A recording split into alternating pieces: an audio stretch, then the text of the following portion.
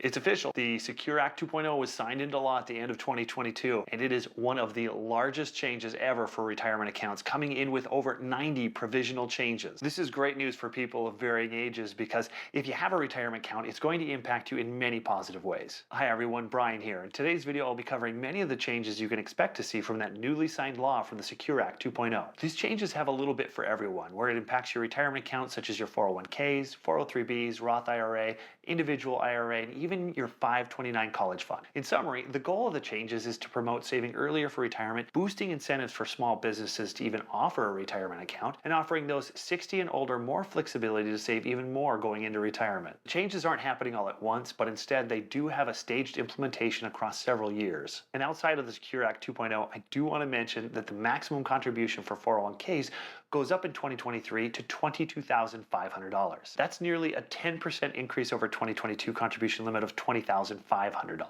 With that, I'll now get started with the updates from the newly passed Secure Act 2.0. I'll jump right in with 401k auto enrollment.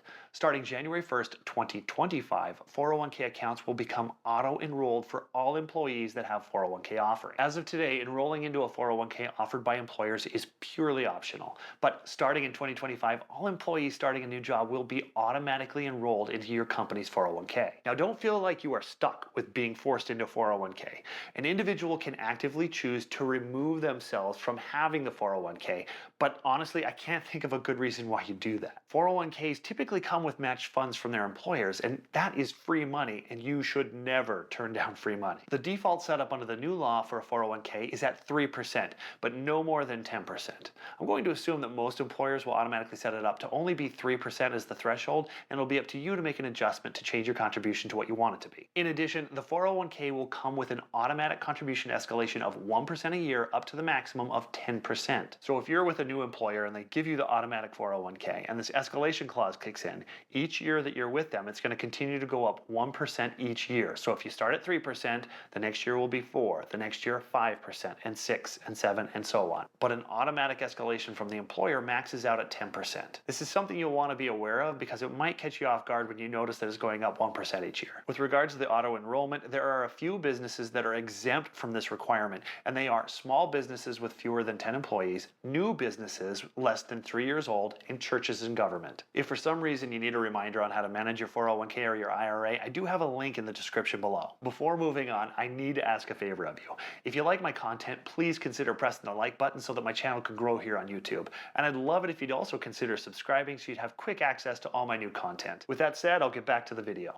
One of the biggest changes from the new law is the tax incentives for small businesses to offer retirement accounts. This is really good news for many of you where you may be working for a small business that doesn't even offer you a 401k plan. I'm not going to get too deep into the details, but as you can see, employers get massive tax credits for businesses with 50 or fewer employees. These companies also get tax credit based on the employee contributions. The intent is to provide tax incentives to these small businesses to allow their employees better opportunities for retirement accounts. And this also gives some small businesses a better chance to obtain better talent that would have otherwise gone to a larger company that did offer benefits such as a 401k. Overall, this seems to be good news for small companies and the employees that work there. On a major positive note, the required minimum age distribution, or RMD, will be going up. In 2022, the RMD age for taking out funds from your IRA was at 72, but that increases to 73 starting this year in 2023. And that moves up even further to the age of 75 in the year 2033. In addition, the new law reduces the tax penalty for failing to take RMDs from a 50% penalty down to a 25% penalty. And if a person fails to take quick action to correct an RMD, then the excise taxes are also reduced from 25% today down to 10%.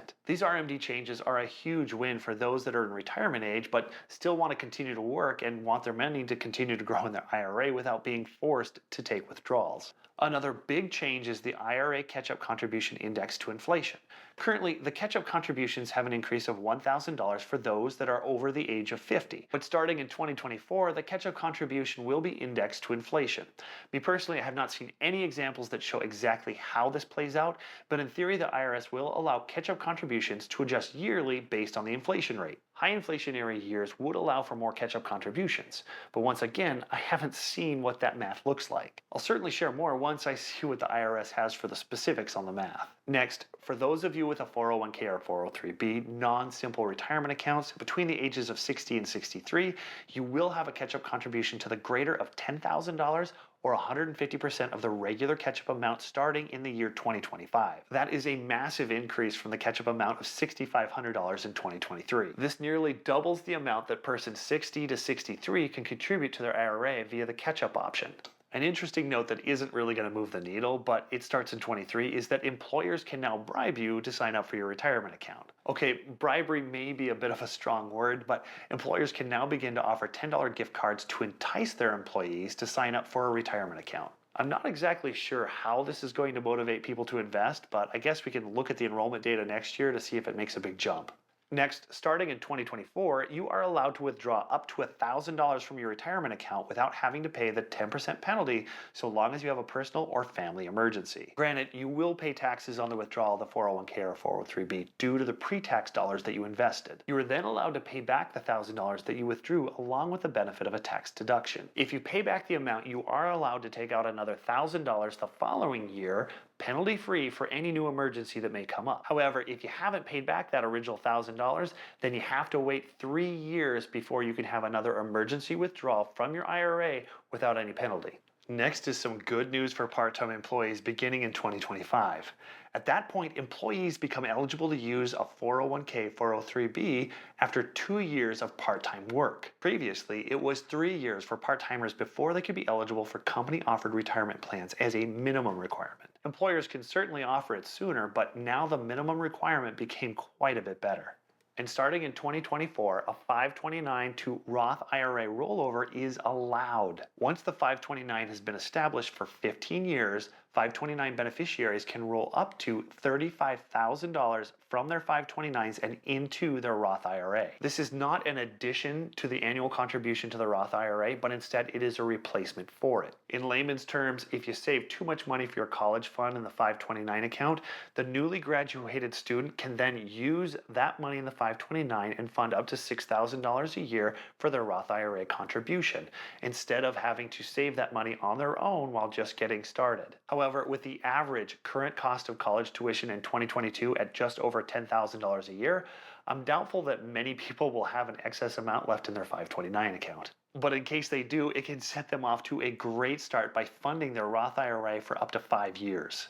A unique requirement going into effect for 2024 is to have a database for retirement accounts for the lost and found. At first, I thought this was a very odd feature to have put into law, but after researching it a bit, it became obvious how necessary a lost and found database is. As of 2021, there were nearly 25 million forgotten or lost 401k accounts. That happens to be 20% of all 401k accounts that are in limbo. This centralized database will make it easier for all of us to search if we have any lost IRA accounts from prior employers. Literally, that is probably billions of dollars worth of lost money just hanging out in financial purgatory. Another great item to note in 2024 is that the Roth 401k will no longer have required minimum distributions. In our current environment, starting at age 73, a person is required to take RMDs on their Roth 401ks. And starting next year, in 2024, that completely goes away.